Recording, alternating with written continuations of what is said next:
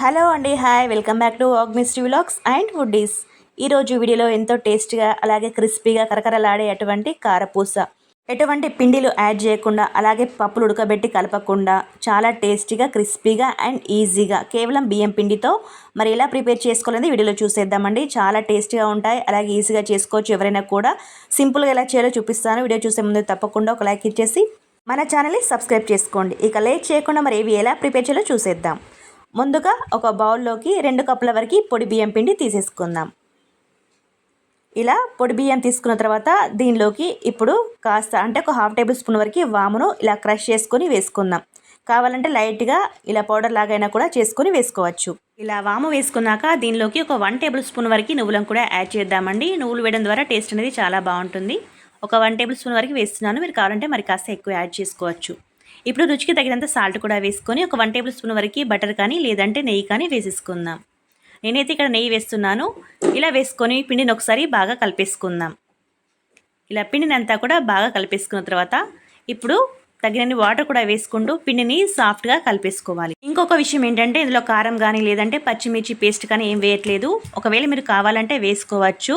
అలాగే మిరియాల పౌడర్ కూడా కావాలంటే వేసుకోవచ్చు. నేను ఇక్కడ ఓన్లీ సాల్ట్తోనే చేస్తున్నాను. చాలా బాగుంటాయండి ఈ టేస్ట్ మాత్రం. సో కారం వేయకుండా పచ్చిమిర్చి వేయకుండా చేస్తున్నాను అనమాట. ఒకసారి మీరు కూడా ఇలా ట్రై చేయండి. ఫైనల్గా ఈ విధంగా కలిపేసుకోవాలన్నమాట. పిండిని ఇలా చపాతి పిండిలాగా కలిపేసుకోవాలి, సాఫ్ట్గా ఉండాలి. ఇప్పుడు పిండిని కలిపిన తర్వాత నానబెట్టడం కానీ లేదంటే పక్కన పెట్టడం కానీ అవసరం లేదండి. ఇంకా రెడీగా మనం చేసేసుకోవచ్చు. ఇప్పుడు డీప్ ఫ్రైకి సరిపడా ఆయిల్ కూడా పెట్టేసుకొని మనం ఈజీగా ఇంకా అప్పటికప్పుడే చేసేసుకోవడం అనమాట.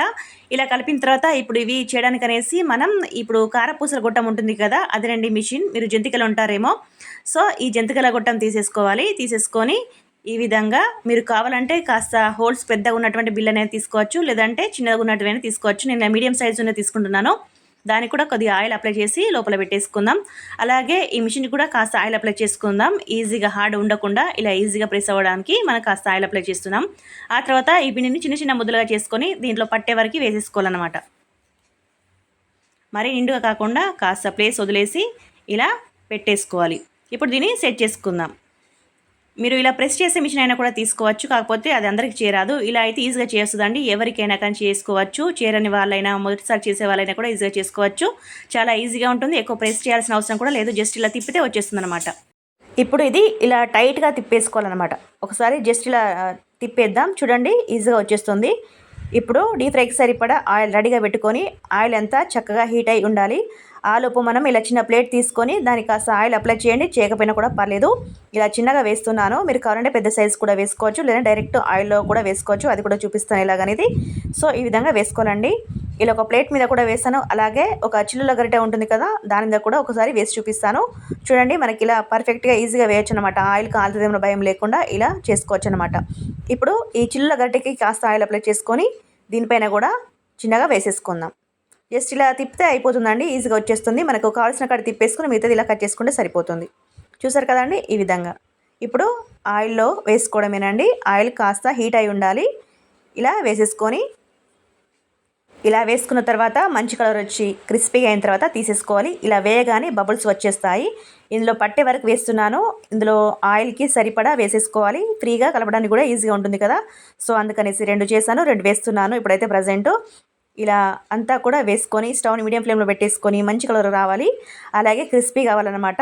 మనకి క్రిస్పీగా అయిన తర్వాత ఇవి కటకటని సౌండ్ వస్తాయి. అప్పుడు మనకు తెలిసిపోతుంది అన్నమాట ఈజీగా. చూడండి, ఈ విధంగా 2 వైపులా కూడా చక్కగా ఫ్రై చేసుకోవాలన్నమాట. ఇలా చక్కగా ఫ్రై అయిపోయిన తర్వాత తీసి ఇక ఒక చిల్ల బౌల్లోకి వేసేసుకుందాం. ఆయిల్ ఏమైనా ఉంటే కనుక పోతుందన్నమాట. చూడండి, మనకి చక్కగా ఫ్రై అయిపోయినాయి. ఇంకా తీసేసుకోవడమే. చూసారు కదా ఫ్రెండ్స్, ఈ విధంగా చేసుకోవాలన్నమాట. ఇలా రెడీ అయిన తర్వాత ఒక చిల్ల బౌల్లోకి వేసేసుకుందాం. ఏమైనా ఆయిల్ ఉంటే కనుక ఓవడానికి కోసం అనేసి అందులో వేస్తున్నాను అనమాట. సో ఇలా వేసుకోవాలి. మీరు కావాలంటే కాస్త పెద్ద సైజ్ అనేది చేసుకోవచ్చు. ఇప్పుడు డైరెక్ట్ వేయాలనుకుంటే ఇలా డైరెక్ట్ ఈ విధంగా కూడా వేసుకోవచ్చు అనమాట. చేయి కాలకుండా ఫాస్ట్గా వేసేసుకొని ఈ విధంగా కట్ చేసుకోవాలి. అంతేనండి. ఒకవైపు మంచిగా ఫ్రై అయిపోయిన తర్వాత మరోవైపు కూడా ఫ్లిప్ చేసుకొని కరకర అయ్యే వరకు ఉంచేసుకొని ఆ తర్వాత తీసేసుకున్నామంటే ఎంతో టేస్ట్గా ఉండే కరకరలాడేటువంటి కారపూస రెడీ అండి. చూసారు కదా ఫ్రెండ్స్, ఎంత ఈజీగా చేసుకున్నామో. అప్పటికప్పుడు కేవలం 10 నిమిషాల్లో చేసుకోవచ్చు.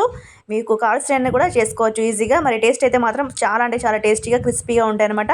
మరి మీరు కూడా తప్పకుండా ట్రై చేయండి. ఈ వీడియో నచ్చితే లైక్ చేయండి, అలాగే మన ఛానల్ సబ్స్క్రైబ్ చేయండి. అలాగే కొత్తగా చూసేవారు కూడా మన ఛానల్ సబ్స్క్రైబ్ చేసుకోండి. మరిన్ని టేస్టీ ఈజీ రెసిపీస్ కోసం పక్కన బెల్ ఐకాన్ని యాక్టివేట్ చేయండి. మీ ఫ్రెండ్స్కి షేర్ చేయండి. Thank you for watching friends. Bye bye.